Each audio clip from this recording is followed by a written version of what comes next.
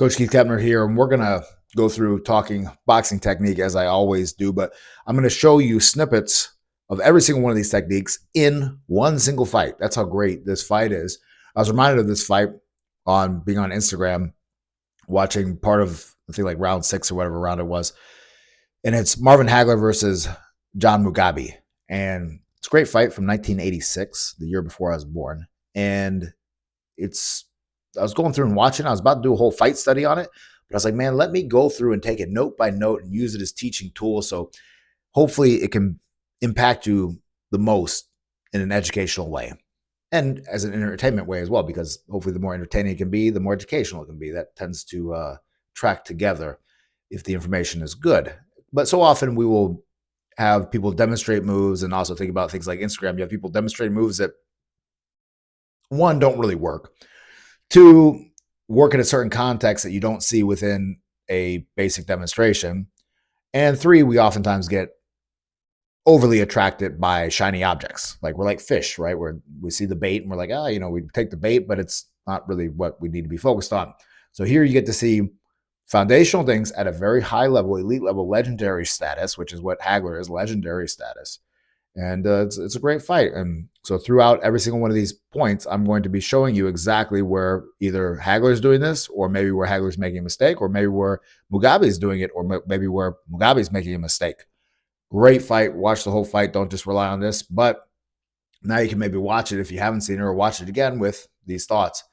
It's a very, very good experience. All right. So starting off first, and also so you know, I chunked this into a few different sections. So the first section is going to be jab, double jab usage, range control, and movement. That's whole one section. I tried to put those in different sections, but the jab and range control and movement and all that is so intertwined together that it had to be one section.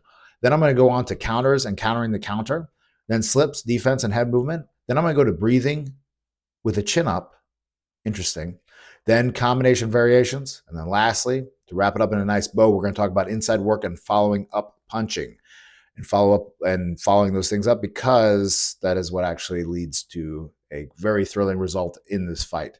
Now, to start things off, let's talk about make them miss with movement, right? A lot of times people talk about your feet as your first line of defense, and that is true, because if you're all the way across the football field, no one's going to be able to punch you, right? So starting off in the fight as early as round 1, Hagler shows great range control, and Mugabe shows this as well. But I thought it was really exemplified really nicely again when I first started watching this fight again. I was like, wow, Hagler makes him miss the hook by just a masterful knowledge of range. Then he does a little bit of reset, moving off the side, which we're going to talk about a lot, which makes Mugabe have to adjust his sights, adjust his positioning, and then Mugabe attempts to counter him with the uppercut, because Hagler does have a habit of leaning in with his jab. A lot of people do. And it's only a bad thing if you get caught, right? Or, gets exploited, or if it's something you can't control and stop doing. But sometimes it's useful to get those little couple inches of range. And Hagler, because of his masterful understanding of range, doesn't get hit by it simply because of that understanding. Now, how do you practice this? It's a hard thing to practice on, let's say, shadow boxing. It can be a hard thing on the mitts as well. Obviously, sparring would be a good time, and obviously fights is showtime. But on the bag, hitting the bag and being okay with not hitting the bag, finding your range on the bag. I don't see people talk about this nowadays very much. I'm sure maybe you do, or maybe, if you're a coach, you do, or maybe if you're a fighter, you think about this. But for those of you guys that have forgot or don't do this, use that bag as a rangefinder. Use that bag as a way to understand your range, discover your range, and uncover your range. Because if you keep yourself far enough away from that bag where you can almost just barely touch it, and then find that extra inch where now you can touch it, right? That is going to help you master your range. And when you master your range, that's how you can find out your opponent's range and master their range as well. Now, then we talk about single jab and the double jab solution, right? So the single jab versus double jab solution. Hagler's single jab gets countered twice. First, he gets hit by the counter. Second, he avoids it because of keeping a little bit more range and a little bit of lateral movement off to his lead side, as a southpaw is right side. Then he does a double jab as he circles off to that lead side, and that takes away the counter.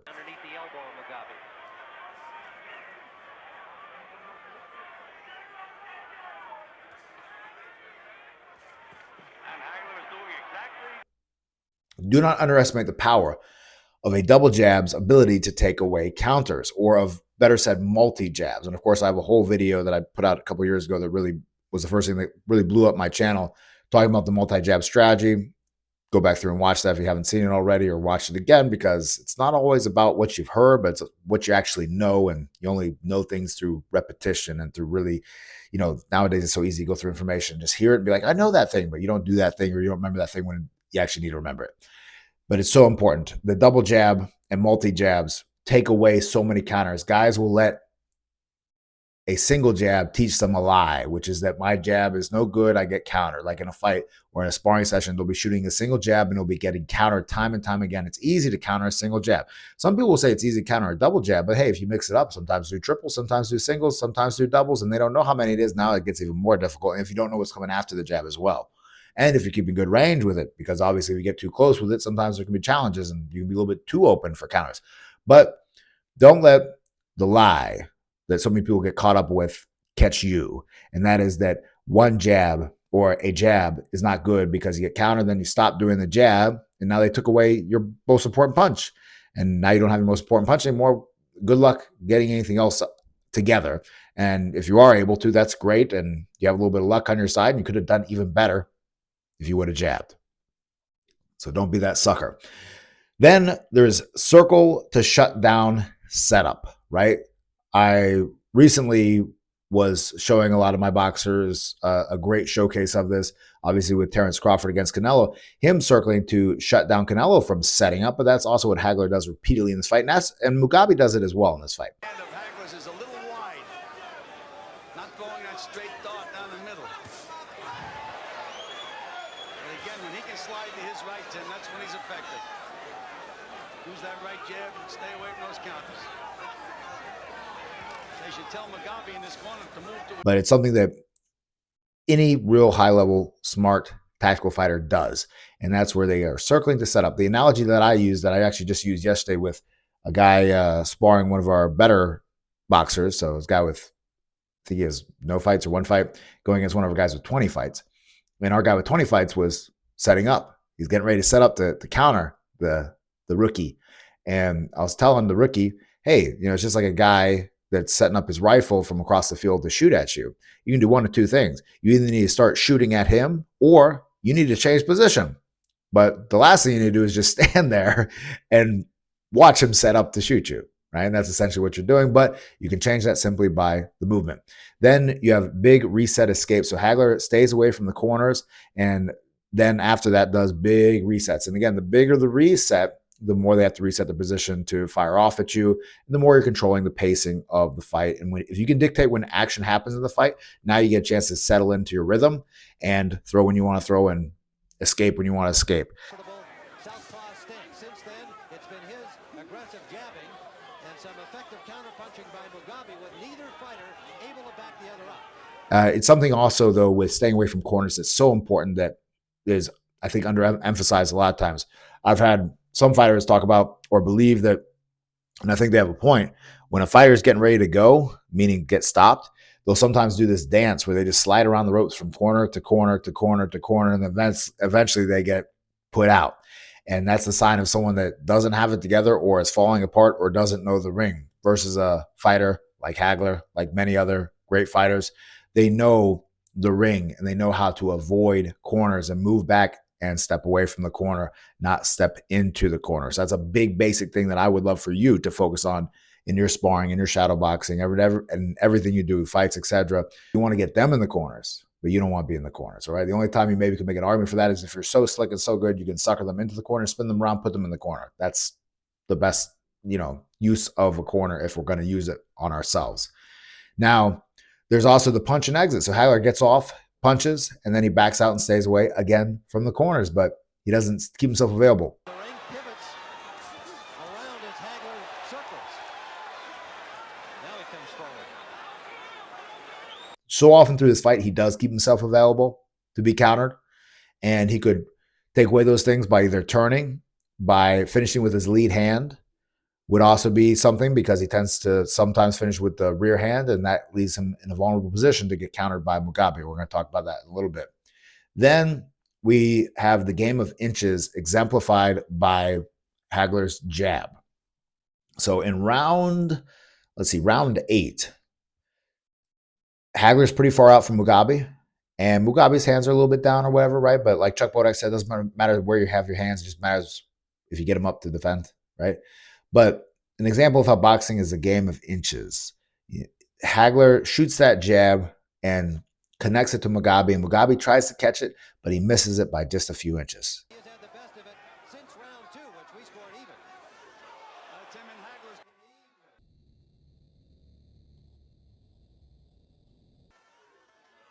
And that's a very definitive shot. And I'm going to use this opportunity to talk about how important it is when you're fighting an opposite stance person to not neglect your jab. Some of the most impactful punches in this fight before the fight gets finished is the jab of Hagler. Do not underestimate the power of a jab against an opposite stance fighter. So often southpaws will have underdeveloped jabs, I tend to see, because they feel like there's not a use for it. They just paw with it and things like that. No, you're missing a very important part. The jab is still the most important punch in boxing, regardless if you're fighting the same stance or an opposite stance fighter. It doesn't matter if you know how to use it, when to use it. And that's something you need to work on. And there's some examples here of how we utilize those tools. But yeah, do not underestimate the power of the jab, no matter who you are. And this is a great example of that game of inches that is what makes boxing so sweet. Moving target jab is the next thing. So Hagler puts his head in different spots, and that gives Mugabe something to think about, right? Again, you're just sitting there. Someone can close their eyes and hit you. So often I see that happen with boxers, where the boxer could close their eyes for a moment and just punch where the person was, and they will still be there. But great example here of Hagler putting his head in different positions, different slots. So the feet are still in the same position, but the head, if Mugabe is going to target the head, is moving about 6 inches. And that 6 inches is wide enough to make a punch miss, because that's about how wide a punch is. And then while your opponent is looking for where your head is, because now they can't just close their eyes and hit you where you are according to where your feet are, then they're not focused on things below, like what punches you might be throwing. They're hesitating for a moment, and then Hagler does a great thing, which is then he gets off a double jab off to the side. Beautiful thing. Kind of freezes Mugabe up with that, looking perhaps for a counter, and then double jab. Going on to the next thing, I want to highlight a great example, again, of the multi-jab concept, right? So it's not just about double jabs, definitely not just about single jabs.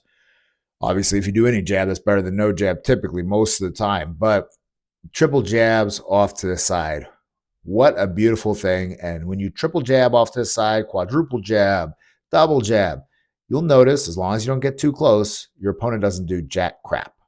All right? It controls the pace, and also half the time it lands. You land at least one of them. It's a beautiful thing. I want to include that in the highlights here in round 3. Now there's the lean-in jab for entry. All right, so I talked about earlier how Hagler tends to lean in a little bit with the jab.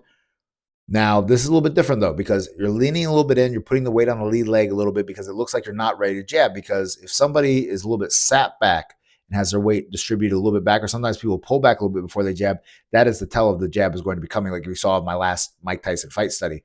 But when you kind of lurch forward just a little bit and then shoot the jab, and you'll see here, he lurches forward just a little bit, shoots the jab, and that allows for that first jab to land, and then he cleans it all up with another jab and then a 2. So it's a 1-1-2 combination, really great. And the jab, again, like I talked about, was the most definitive punch that landed out of that whole combination against the opposite stance fighter.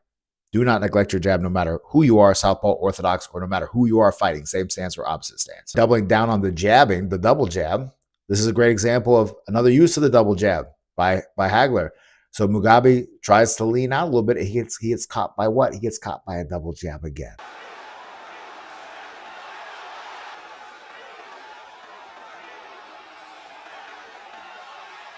It's not just coincidence, right? If you know boxing enough, you know these things, or you see these patterns.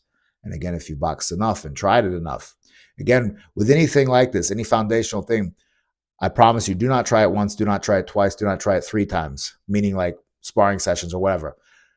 It might not work. You might not get it off right. Again, talking about like the jab, you have people tell you, hey, the jab's the most important punch in boxing. Then you go out there and you're making a focused jab in your sparring session, maybe you get nailed. And you're like, damn, jab's not the most important punch in boxing for me, at least. You think you're special. You're not special. but you need to continually try it. And the more you do it, the more you test it, the more you perfect it, the more it will make sense when you trust the foundations and the fundamentals. All right. Then we have Mugabe's double jab rhythm. So Mugabe gets his double jab working in round 10 with the 1-1-2, and then does it again and really starts smoking and snapping with it. This corner, they just get your rhythm, just keep popping, don't show them too much respect. Well, I got the impression that they conceded that round 90, Mugabe.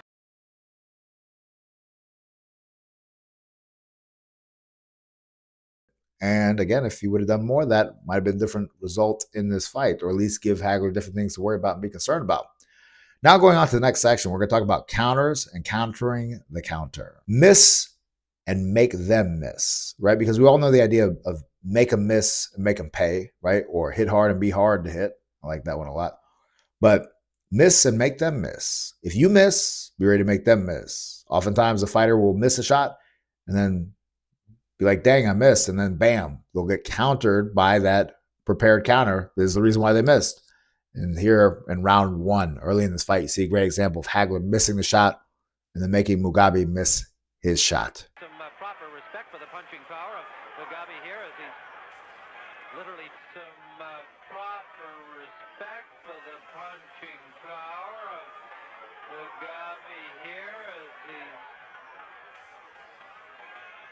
literally. Be ready for that, guys. Always be ready for when you miss a shot to have your initial reaction be to make the possible follow-up shot miss, because that's most likely why you missed, is because they were setting you up to set you up for something, all right? You look for those counters.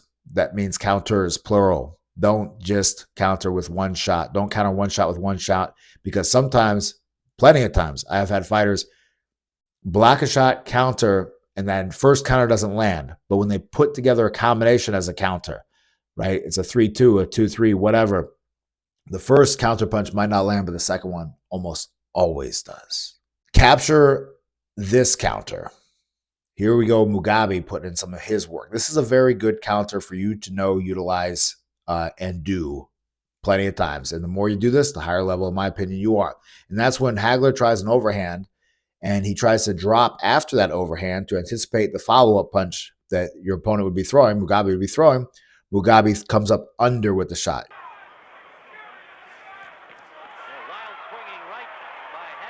You see this often where fighters come up over the top like that, and as that shot kind of brings them down, they use that to avoid a possible follow-up headshot, but that's where good fighters counter down low like that.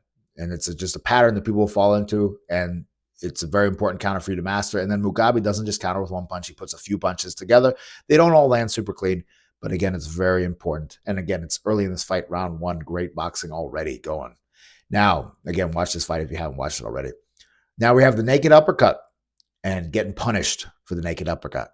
What I mean by naked uppercut, I mean it was just thrown out there. I understand that Mugabe thought probably a lean was coming or something like that by Hagler, but you can pay the price for it, and that's where Hagler sees it, that slight pause. And if you watch it closely too, Mugabe pauses for a second too. It looks like he's getting ready. Mugabe looked awkward. He looked off balance. I haven't seen it in the fight as yet, Tim. Looks like a fighter. Looked off balance. I haven't seen it in the fight as yet, Tim. Looks like a fighter. You can feel, and that's a term, actually, I think I heard one of the corners say in this fight, that you can feel when he's going to do it, or when you feel him about to do something, and moving from that. Or maybe that was from another fight I was watching. But that's really the best way to say it, I think, in a sense, because it really is like that when you're boxing. And tell me what you guys have experienced, you guys that have done a good deal of boxing. It's not necessarily always you see things. Sometimes you see things, but sometimes you just kind of feel, okay, he's about to do this. You feel that that's going to be there. Then that's almost a better representation of it. Good thing to keep in mind for you guys that are just starting to level up your game. Now, if we just throw that uppercut, like I said, from a particularly longer range, and again, that slight pause that so many people do when they're thinking about doing something, that's where Hagler felt that, countered it. Then feint the counter trap. So Hagler almost hit by the counter of his jab, right? Then he double feints to try to get Mugabe to counter again so he can counter the counter, but Mugabe doesn't bite. Hagler backing up, Tim.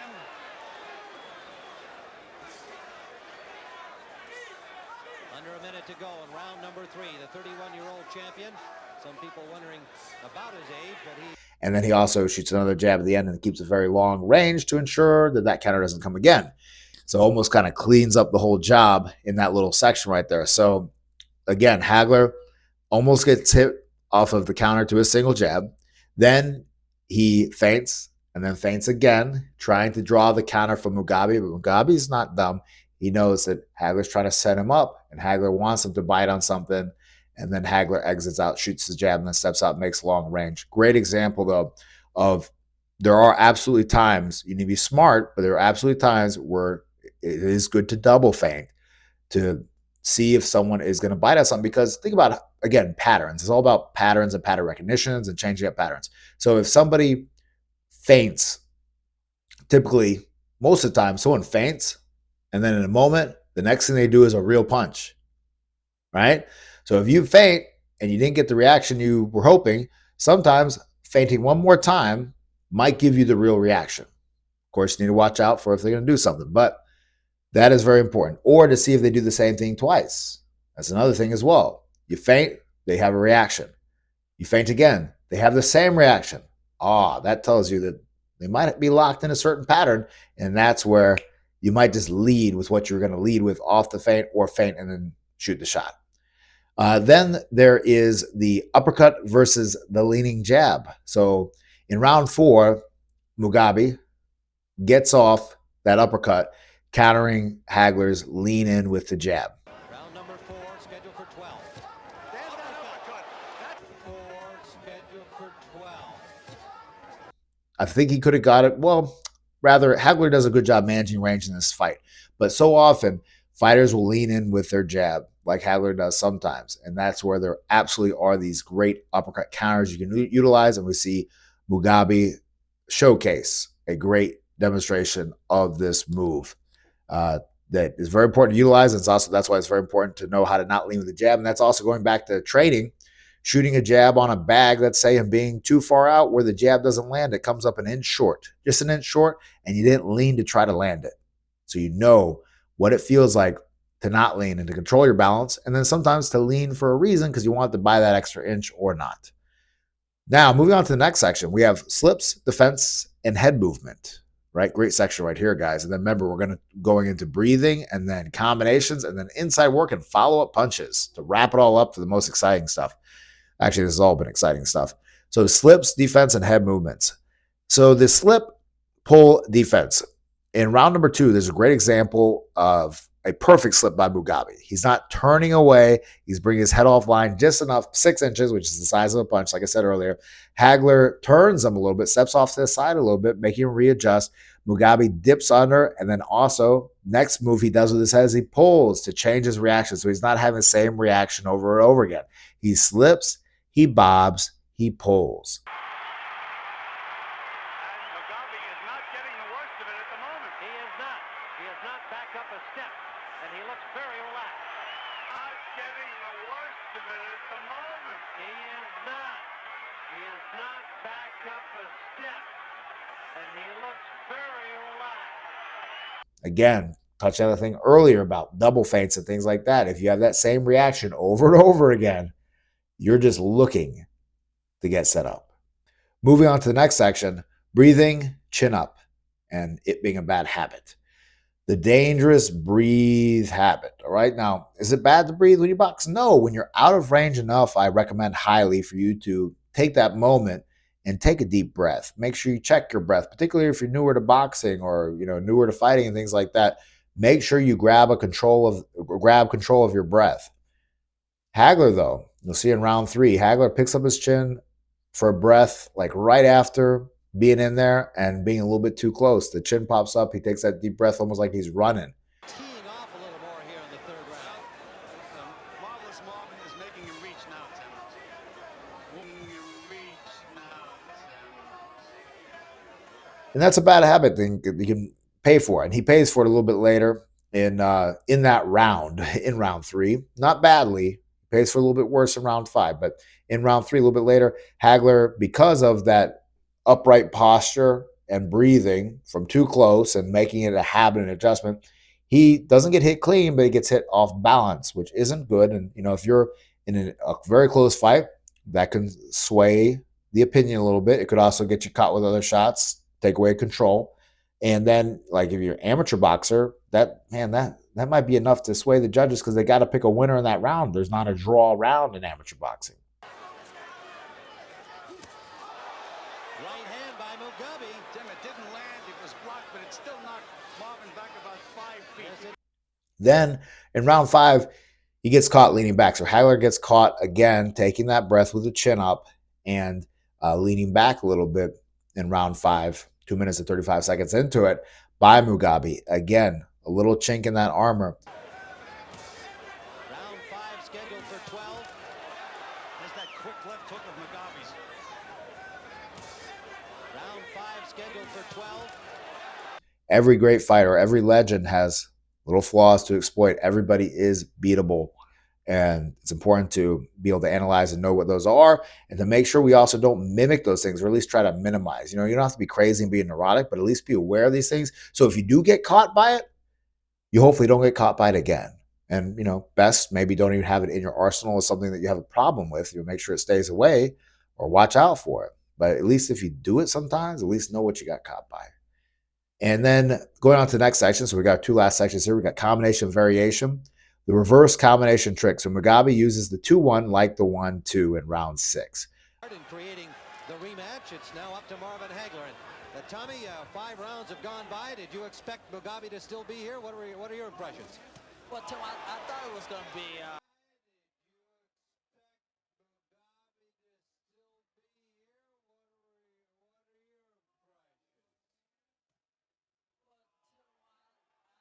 I've talked about this before plenty of times, and anyone that trains with me knows when I talk about southpaws, the 2-1 is the 1-2, right? It works like that. As far as why the 1-2 is so great, like I have that whole video talking about the 1-2 might be the only combination you ever need. That's where the 2-1 is that against an opposite stance fighter. And it's sometimes almost even better, because on a 1-2, it's hard to cover distance with your 2. But with a 2-1, that second punch is your jab. And so you can cover distance with it and land it clean. And again, it goes back to the thing I talked about earlier. Against an opposite stance fighter, never underestimate the power of your jab. The jab is still the most important punch. And if you don't believe that, you don't understand that by now, maybe now you do. Beating the opposite stance jab. All right, so now here we have Hagler showcase the very clear path over the opposite stance fighter's jab in round number 11. I think it's just a matter of Mugabe being tired. He's never been to the 11th round ever in his life. He's never taken this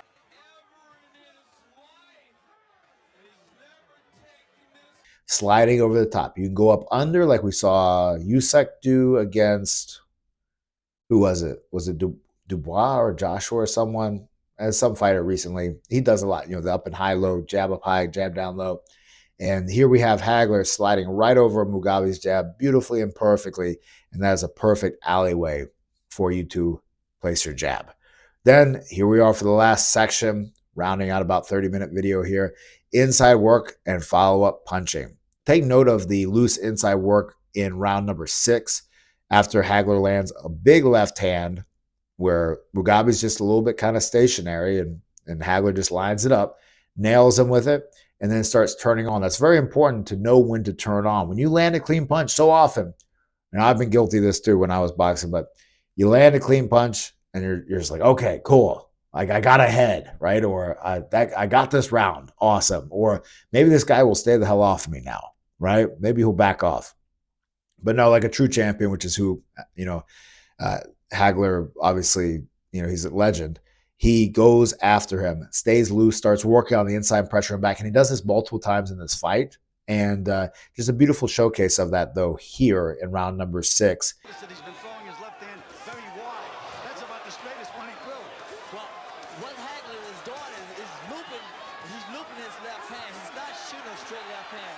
The first left hand I seen look at this tonight was the left hand just a minute ago. A test of physical strength now, and Hagler's landing a good combination. But he can't move Mugabe back. My God, Tim, what punishment this Mugabe's taking, and he's still there.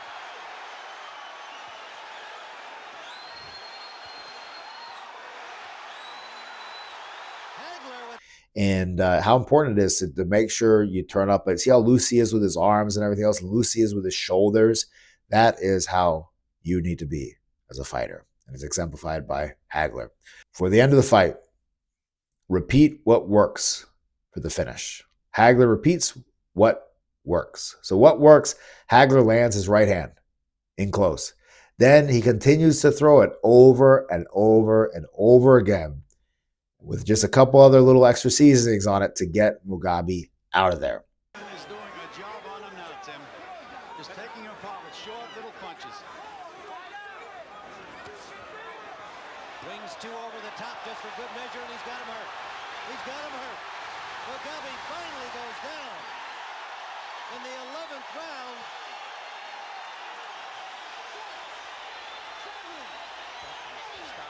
He's more dead tired than anything else, and it's all over. He's just exhausted from the continual assault. Marvelous Marvin Hagler. It's a crazy thing, and I've talked about this before, where I remember my dad first telling me about this when I first started boxing, that guys almost have like a blind spot for a shot. You hit him with a right hand, and it's almost like you can just throw that right hand again, and they didn't see it the first time, and their brain almost blacks it out, and they can't see it the second time. It's crazy.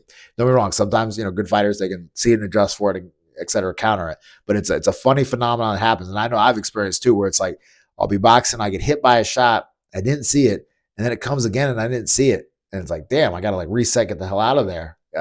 And so remember that for yourself. If it lands once, it probably will land again. Just make sure they're not setting you up. Most of the time they're not.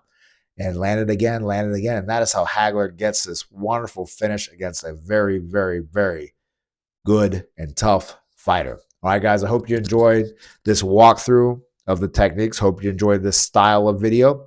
If you haven't already, make sure you grab my book, 66 Strategies to Outthink and Outfight Your Opponent, on Amazon. And it's already helped out a lot of people. It's sent a lot of my fighters book bags, and people have sent me pictures from all over the world of them having it and going through it and what they've learned from it and gained from it and what they've utilized it to their training.